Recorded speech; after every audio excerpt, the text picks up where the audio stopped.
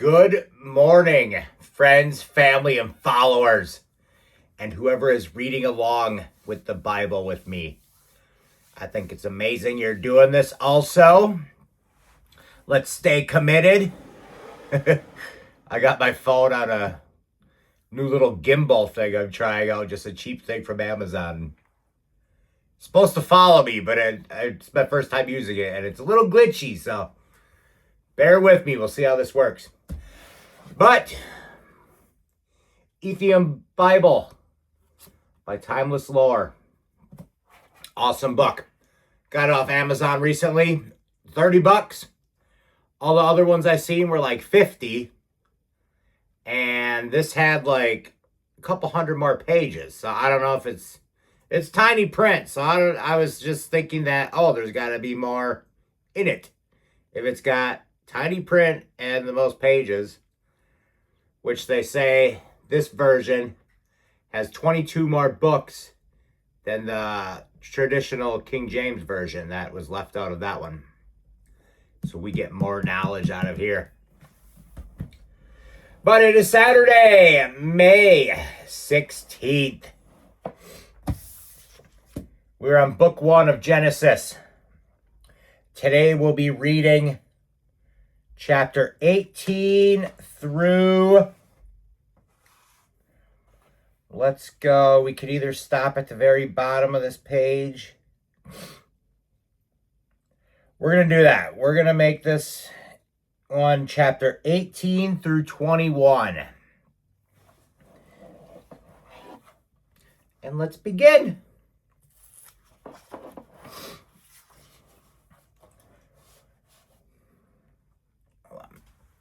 Get my gum out of my mouth.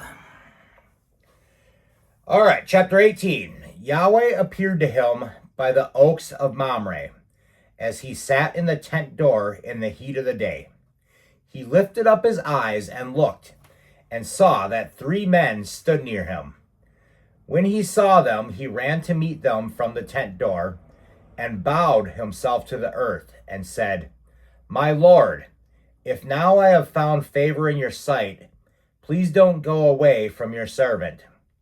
Now let a little water be fetched. Wash your feet and rest yourselves under the tree. I will get a piece of bread so you can refresh your heart. After that you may go your way, now that you have come to your servant." They said, "Very well, do as you have said." Abraham hurried into the tent to Sarah and said, "Quickly prepare 3 seahs of fine meal, knead it, and make cake." Abraham ran to the herd and fetched a tender and good calf and gave it to the servant. He hurried to dress it. He took butter, milk, and the calf which he had dressed and set it before them. He stood by them under a tree, and they ate. They asked him, "Where is Sarah your wife?" He said, "There in the tent." He said, "I will certainly return to you at about this time next year, and behold, Sarah your wife will have a son." Sarah heard in the tent door which was behind him. Now Abraham and Sarah were old, well advanced in age. Sarah had passed the age of childbearing. Sarah laughed within herself, saying, "After I have grown old, I will have pleasure, my Lord being old also." Yahweh said to Abraham, "Why did Sarah laugh, saying, 'Will I really bear a child when I am old?' Is anything too hard for Yahweh? At the set time I will return to you. When the season comes around and Sarah will have a son." Then Sarah denied it, saying, "I didn't laugh," for she was afraid. He said, "No, but you did laugh." The men rose up from there and looked toward Sodom. Abraham went with them to see them on their way. Yahweh said, "Will I hide from Abraham what I do?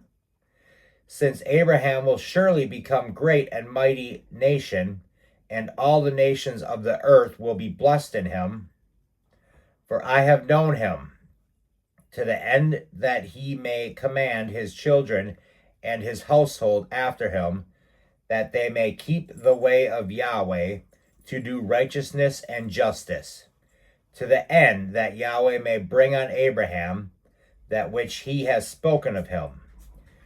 Yahweh said, because the cry of Sodom and Gomorrah is great, and because their sin is very grievous, I will go down now and see whether their deeds are as bad as the reports which have come to me. If not, I will know. The men turned from there and went toward Sodom, but Abraham stood yet before Yahweh. Abraham came near and said, will you consume the righteous with the wicked? What if there are 50 righteous within the city? Will you consume and not spare the place for your 50 righteous who are in it? May it be far from you to do things like that, to kill the righteous with the wicked, so that the righteous should be like the wicked. May that be far from you. Shouldn't the judge of all the earth do right? Yahweh said, if I find in Sodom 50 righteous within the city, then I will spare the whole place for their sake. Abraham answered, see now, I have taken it on myself to speak to the Lord, although I am dust and ashes. What if there will lack 5 of the 50 righteous? Will you destroy all the city for lack of 5? He said, I will not destroy it if I find 45 there. He spoke to him yet again and said, what if there are 40 found there? He said, I will not do it for the 40's sake. He said, oh, don't let the Lord be angry, and I will speak. What if there are 30 found there? He said, I will not do it if I find 30 there. He said, see now, I have taken it on myself to speak to the Lord. What if there are 20 found there? He said, I will not destroy it for the 20's sake. He said, oh, don't let the Lord be angry, and I will speak just once more. What if 10 are found there? He said, I will not destroy it for the 10's sake. Yahweh went his way as soon as he had finished communing with Abraham, and Abraham returned to his place. Okay, chapter 19. The 2 angels came to Sodom at evening. Lot sat in the gate of Sodom. Lot saw them and rose up to meet them. He bowed himself with his face to the earth, and he said, see now, my lords, please come into your servant's house. Stay all night, wash your feet, and you can rise up early and go on your way. They said, no, but we will stay in the street all night. He urged them greatly, and they came in with him and entered into his house. He made them a feast and baked unleavened bread, and they ate. But before they lay down, the men of the city, the men of Sodom, surrounded the house, both young and old, all the people from every quarter. They called to Lot and said to him, where are the men who came into you this night? Bring them out to us. That way may we have sex with them.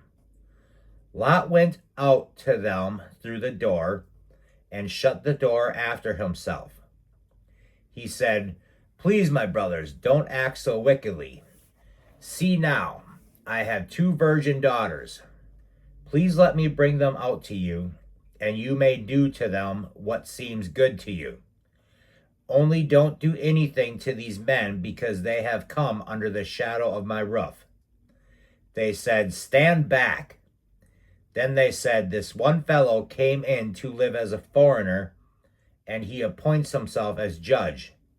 Now we will deal worse with you than with them. They pressed hard on to the man Lot and came near to break the door. But the men reached out their hand and brought Lot into the house to them and shut the door. They struck the men who were at the door of the house with blindness, both small and great, so they wearied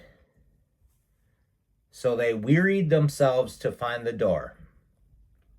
The men said to Lot, Do you have anybody else here? Sons-in-law, your sons, your daughters, and whomever you have in the city, bring them out of the place. For we will destroy this place, because the outcry against them has grown so great before Yahweh, that Yahweh has sent us to destroy it. Lot went out and spoke to his son-in-law, who were pledged to marry his daughters, and said, Get up, get out of this place, for Yahweh will destroy the city. But he seemed to his sons-in-law to be joking. When the morning came, then the angels hurried Lot, saying, Get up, take your wife and your 2 daughters who are here, lest you be consumed in the iniquity of the city. But he lingered, and the men grabbed his hand, his wife's hand, and his 2 daughters' hands, Yahweh being merciful to him, and they took him out and set him outside the city. It came to pass, when they had taken them out, that he said, Escape for your life, don't look behind you, and don't stay anywhere in the plain. Escape to the mountains, lest you be consumed. Lot said to them, Oh, not so, my lord.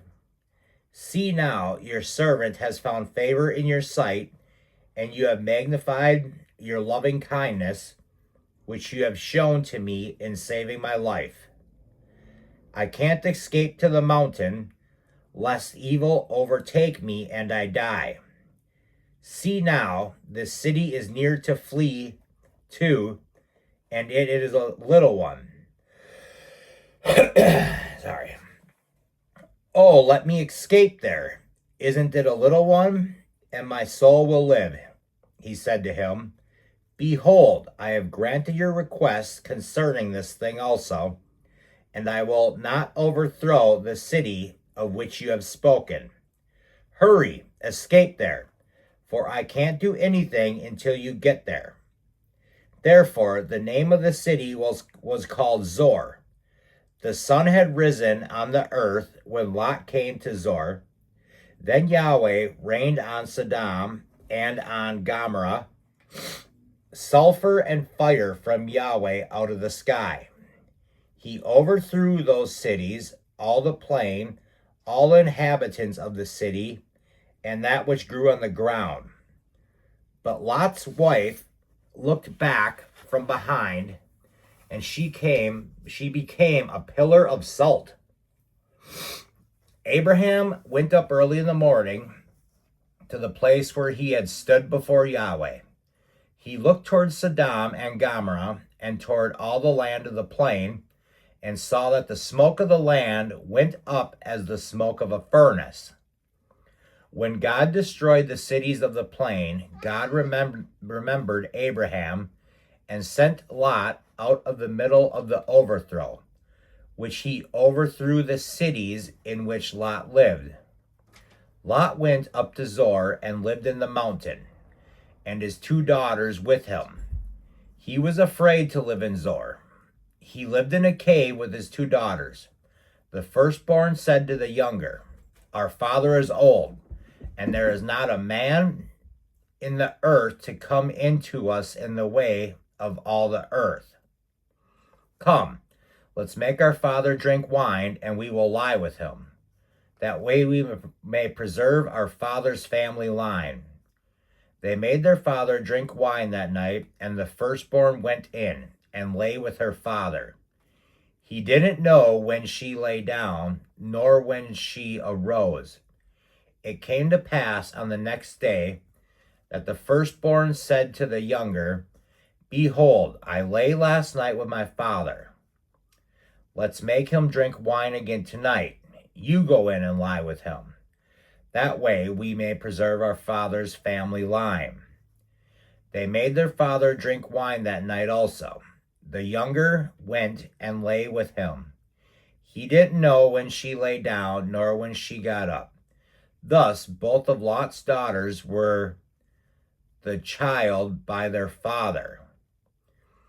The firstborn bore a son and named him Moab. He is the father of the Moabites to this day. The younger also bore a son and called his name Ben-Ami. He is the father of the children of the Ammon to this day. Kind of a little strange, but it's got to have a meaning. Chapter 20.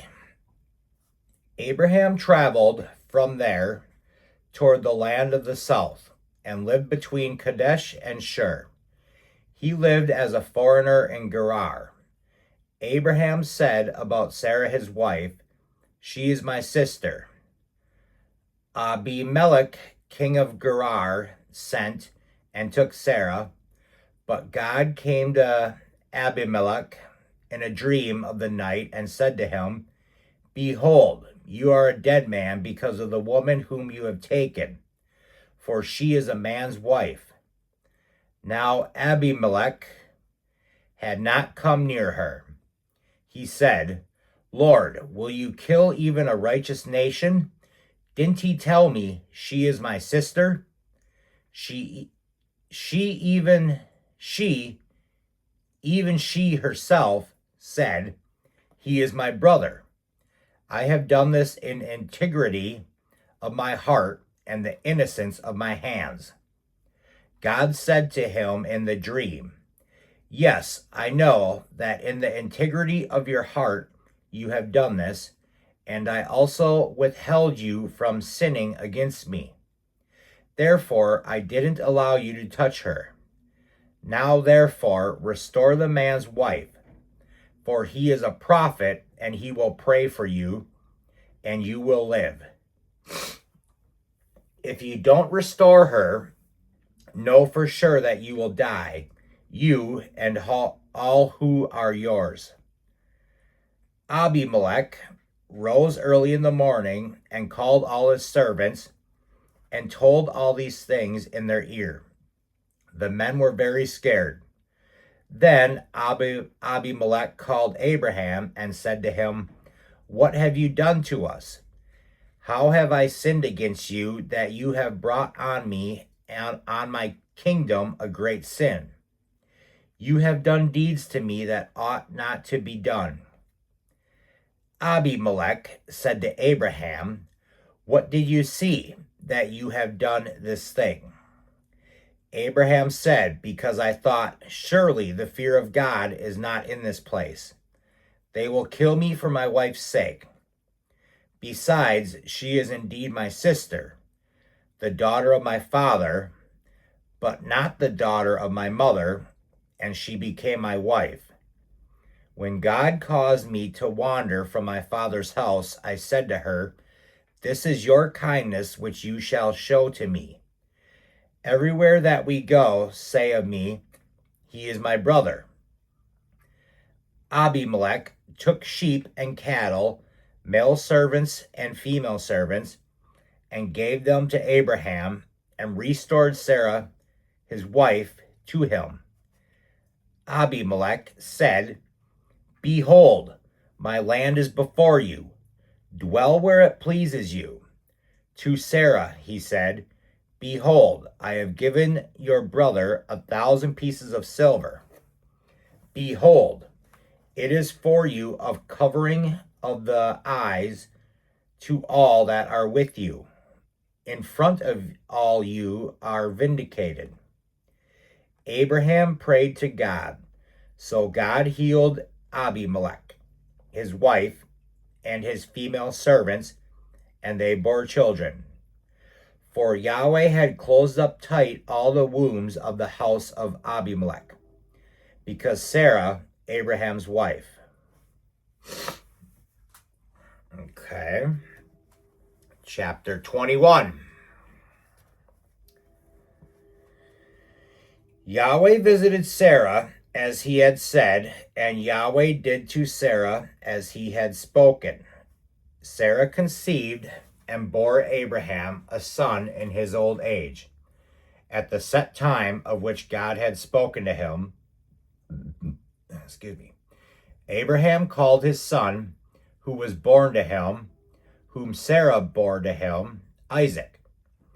Abraham circumcised his son, Isaac, when he was 8 days old, as God has commanded him. Abraham was 100 years old when his son Isaac was born to him. Sarah said, God has made me laugh. Everyone who hears will laugh with me. She said, who would have said to Abraham that Sarah would nurse children? For I have borne him a son in his old age. The child grew and was weaned. Abraham made a great feast on the day that Isaac was weaned. Sarah saw the son of Hagar the Egyptian, whom she had borne to Abraham, mocking. Therefore she said to Abraham, cast out this servant and her son, for the son of this servant will not be heir with my son Isaac. The thing was very grievous in Abraham's sight on account of his son. God said to Abraham, don't let it be grievous in your sight because of the boy, and because of your servant. In all that Sarah says to you, listen to her voice, for your offspring will be named through Isaac. I will also make a nation of the son of the servant, because he is your child.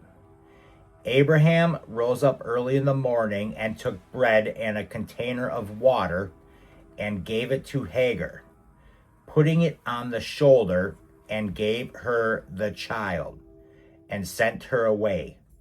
She departed and wandered in the wilderness of Beersheba. The water in the container was spent, and she put the child under one of the shrubs. She went and sat down opposite him, a good way off, about a bow shot away. For she said, don't let me see the death of the child. She sat opposite of him and lifted up her voice and wept. God heard the voice of the boy. The angel of God called to Hagar out the sky and said to her, what troubles you, Hagar? Don't be afraid, for God has heard the voice of the boy where he is. Get up, lift up the boy, and hold him with your hand, for I will make him a great nation. God opened her eyes, and she saw a well of water. She went, filled the container with water, and gave the boy a drink. God was the boy, and he grew. He lived in the wilderness. As he grew up, he became an archer. He lived in the wilderness of Paran. His mother got a wife for him out of the land of Egypt. At that time, Abimelech and Phicol, the captain of the army, spoke to Abraham, saying, God is with you in all that you do. Now, therefore, swear to me here by God that you will not deal falsely with me, nor with my son, nor with my son's son. But according to the kindness that I have done to you, you shall do to me and to the land in which you have lived as a foreigner. Abraham said, I will swear. Abraham complained to Abimelech because of the water well, which Abimelech's servants had violently taken away. Abimelech said, I don't know who has done this thing. You didn't tell me, and I didn't hear of it until today. Abraham took sheep and cattle and gave them to Abimelech. Those two made a covenant. Abraham set 7 ewe lambs of the flock by themselves. Abimelech said to Abraham, "What do these 7 ewe lambs which you have set by themselves mean?" He said, "You shall take these 7 ewe lambs from my hand, that it may be a witness to me that I have dug this well." Therefore he called that place Beersheba, because they both swore an oath there. So they made a covenant at Beersheba. Abimelech rose up with Phicol, the captain of his army, and they returned into the land of Philistines. Abraham planted a tamarisk tree in Beersheba, and there he called on the name of Yahweh, the everlasting God.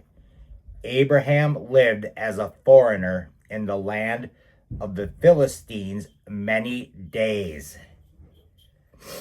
All right, that completes that chapter. So that was chapter 18 through 21. And that'll be it for the day.